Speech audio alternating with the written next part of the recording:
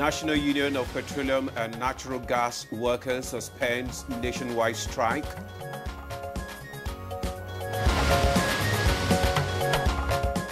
No immediate plan to implement 5% fuel surcharge, federal government clarifies.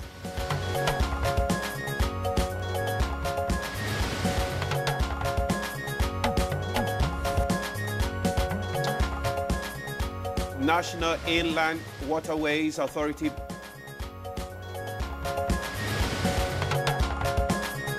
shall focus on 2025 UTME infractions.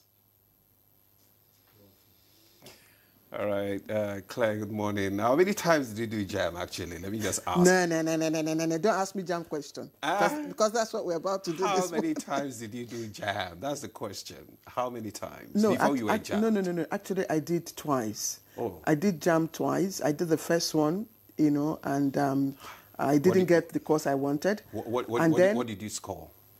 I can't remember now, but I did the second one. And?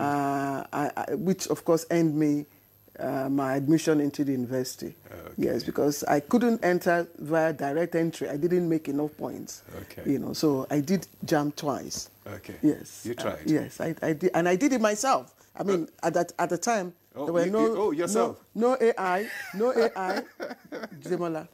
All right. I did it 4 times. Anyway.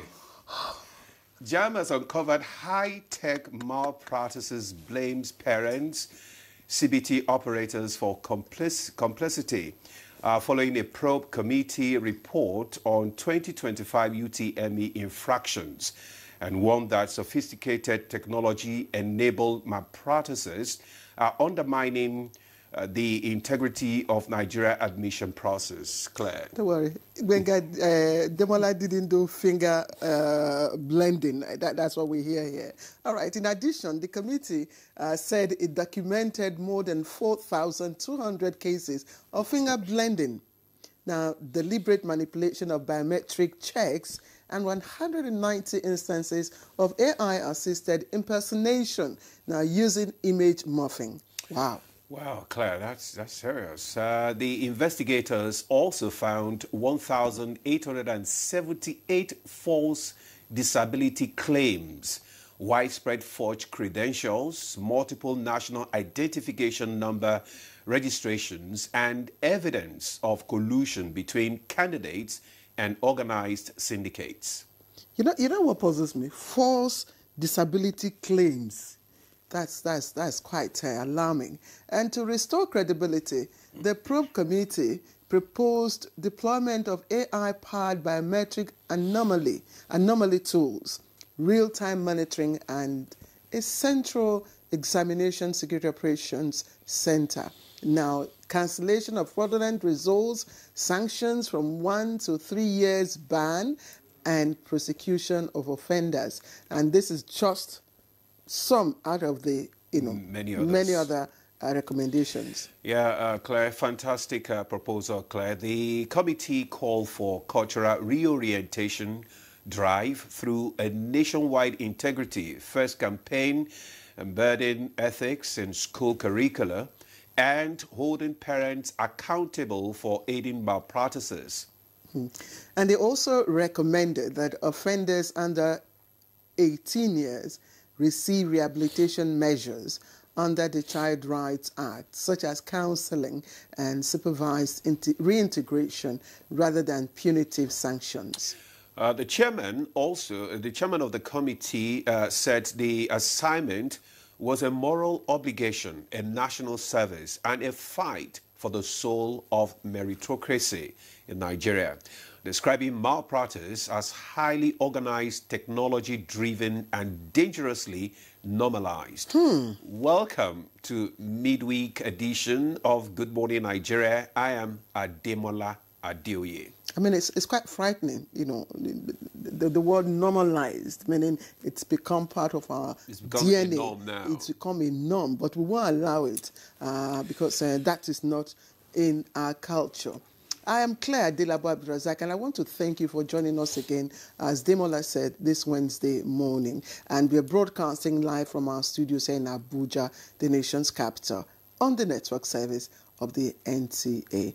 Chinaya is standing by for the highlights of the morning news shortly, but of course, hopefully, if Chukwudi does come, he'll do the newspaper review. Was he yesterday? He's been down for a while. Right. Yes, otherwise, Demola and I will do the morning review of the newspapers. But Chinaya is already online. Chinaya, good morning. Hello, Ademola and Claire. Good morning. Good morning, Nigerians. Here is the news. National Union of Petroleum and Natural Gas Workers has suspended its nationwide strike after Dangote Refinery accepted unionization of its workers. This was the outcome of a meeting between representatives of the federal government, the organized labor, and Dangote Group, where a memorandum of understanding was signed between all parties. The MOU states that the process of unionization shall commence immediately and will be completed within 2 weeks, from 9th to 22nd of September 2025, that the employer will not set up any other union, and no employee of Dangote Refinery and Petrochemicals will be victimized.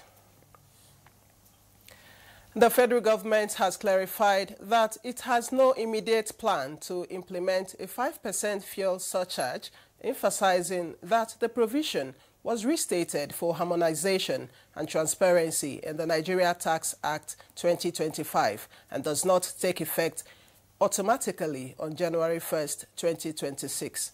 Minister of Finance and Coordinating Minister of the Economy, Wale Ejun, made the clarification while briefing journalists on the matter.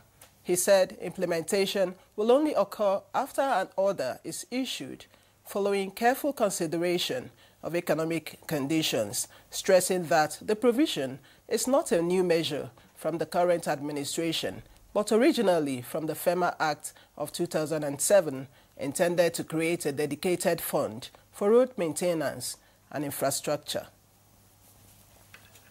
Operational until 2026, January 1, 2026, and the 5% fuel surcharge, which is mentioned therein, will not automatically come into effect.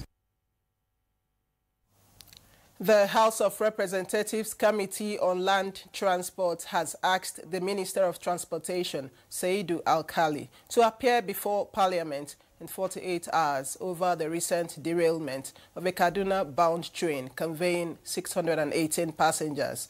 At a scheduled investigative hearing attended by the management of the Nigerian Railway Corporation, members of the House Committee expressed concern over the minister's absence. The lawmakers unanimously resolved to suspend the probe until the minister appears in person to respond to questions regarding the train derailment. Within 48 hours to appear before this honorable house to account to Nigerians on the derailment, the recent devastating derailment between Abuja, Kaduna Rail. In an effort to curtail incidences of boat mishaps in Nigeria, the National Inland Waterways Authority, NIWA, amongst other measures, has placed an immediate ban on loading activities from all unauthorized points across the country. The Managing Director of NIWA, Bola Oyebamiji, at a press conference in Abuja, said it is mandatory for all commercial boat operators to provide and enforce the use of life jackets on boats always. Loading activities from all unauthorized loading points across the country. No commercial passenger boat shall be allowed to load from any point other than those recognized and registered by NIWA.